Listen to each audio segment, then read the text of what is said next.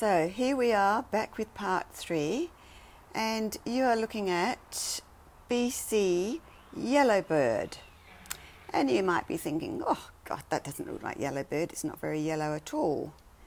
But look at this. Ta-da! These are the newly opened Yellowbird. So we have a nice yellow flower with some sort of reddish maroon dots in the middle. So that's quite pretty. It's my first flowering. And talking of yellow, just cop a load of this. This is my pride and joy.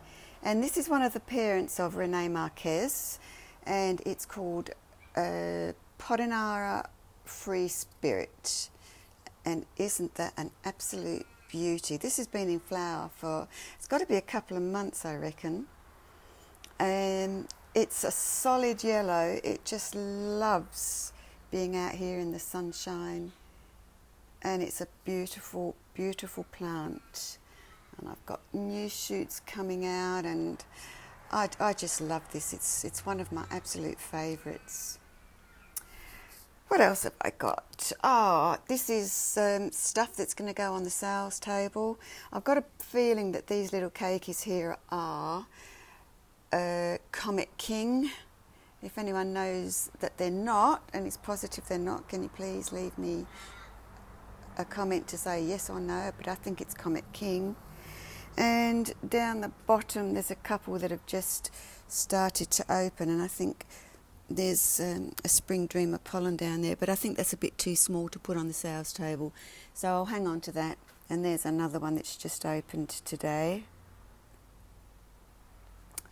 So we'll have to wait till next year for most of these to get a bit bigger, but all these ones that are out up the top that are flowering, they can go, they can get me some revenue. What else have I got? I've got a species epidendrum here, elongatum. It's a very tiny purple flower. Let me get myself out of the sun and the shade here because you won't be able to see very well. Quite a pretty one. It's just a solid colour purple. I know that it looks white in places. That's just the reflection from the sun that you're seeing. I did have another one in flower here. Where's it gone? It's a native dendrobium, and actually quite a stunner. Most of the flowers must have dropped, but I'll show you this one. It's a hybrid. Here we go. Beautifully perfumed.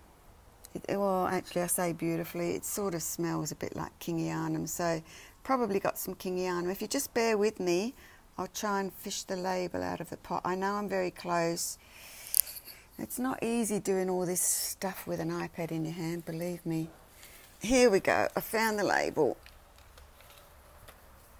All I've got to do now is find the viewfinder.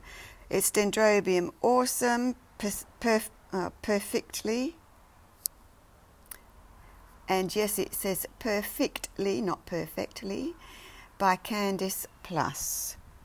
So whether that's a typo or a mistaken spelling, I don't know. Who knows? A lot of these Aussies can't spell, believe me. But it's rather lovely, and everyone who's seen it says, oh, I want a piece of that, want a piece of that. But I don't know how I don't want to divide it because I want it to be a specimen plant. I'm just going to change hands on the iPad. But I've got an idea that each flower spike is like a keiki. If I can get down in there and show you. See how that's growing out of the tip of the plant? And it looks like they could be developing roots. Well, this is terribly hard to show you. Maybe if I take it down. I'll